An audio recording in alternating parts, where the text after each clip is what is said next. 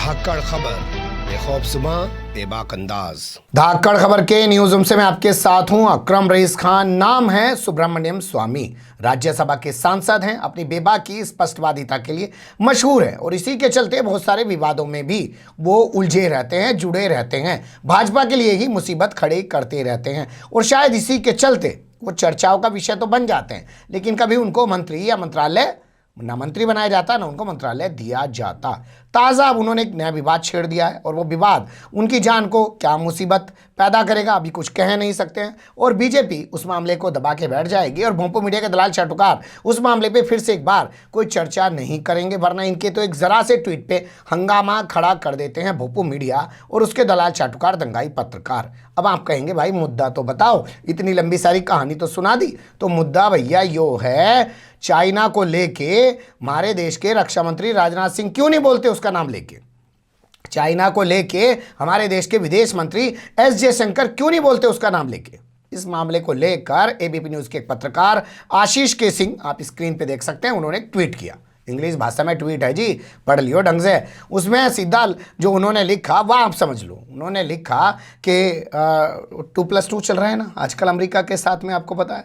उन्होंने कहा कि जब अमेरिका खुलकर चाइना के खिलाफ बोल रहा है, वहाँ के अखबार ये तक छाप रहे हैं कि चाइना ने किस तरीके से ज़मीन कब्जा ली है, और विदेश मंत्री और रक्षा मंत्री जो हैं अमेरिका के वो खुल्लम खुल्ला चाइना के खिलाफ बोल रहे हैं कि हम भारत के साथ खड़े हैं। लेकिन भारत के रक्षा मंत्री राजनाथ सिंह चाइना का नाम लेने से पता नहीं क्यों कतरा रहे हैं। इसी तरीके से भारत के विदेश मंत्री एस जयशंकर वो भी चाइना का नाम नहीं ले रहे हैं। ये उन्होंने ट्वीट कर दिया। बस इसके बाद क्या था, सुब्रमण्यम स्वामी जाग उठे और उन्होंने नीचे जो लाइनें लिखी वो है सारी खबर का सार।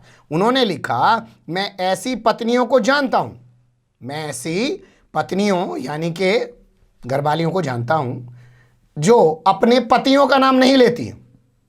कहना क्या चाह रहे हैं वो, इस बात से सोचिएगा। मैं ऐसी पत्नियों को जानता हूं जो पतियों का नाम नहीं लेती हैं। तो क्या कहना चाह रहे हैं, आप समझ रहे हैं? वो भारत का रक्षा मंत्री चीन का नाम नहीं ले रहा है, भारत का विदेश मंत्री चीन का नाम नहीं ले रहा है।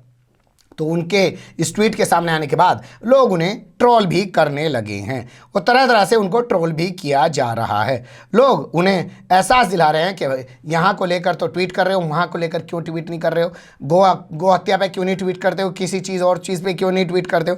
तमाम तरीके से उनको ट्वीट करके जो है ट्रोल किया जा रहा है। तो ये तमाम चीज़ें उभर रही हैं और इसके अलावा लोग उनको कह रहे हैं कि क्या नाम है उनका, सुब्रमण्यम स्वामी जी, आपको ये शोभा नहीं देता है, आप नरेंद्र मोदी जी के बारे में ऐसा मत बोला कीजिए, आप उनकी तुलना कभी नहीं कर सकते हैं। और इसी वजह से आप आज भी सुब्रमण्यम स्वामी हैं और वो नरेंद्र मोदी फिर भी प्रधानमंत्री हैं। ये तमाम तरीके से उनको ट्रोल किया जा रहा है, तमाम बातें कही जा रही हैं और ये तक कहा जा रहा है कि जब बगैर नाम लिए ही हमने उनकी बैंड बजा दी है, हिला के रख दी है, तो नाम लेने की ज़रूरत है क्या? तो तमाम तरीके की चीज़ें चल रही हैं। मुझे लगा एक छोटी सी खबर बन रही है, आपको रूबरू करा दें, क्योंकि ये वही सुब्रमण्यम स्वामी हैं जो अभी पिछले कुछ टाइम पहले ट्वीट कर रहे थे कि अगर बीजेपी IT सेल के पद से अमित वाल्मीकि को नहीं हटाया तो ...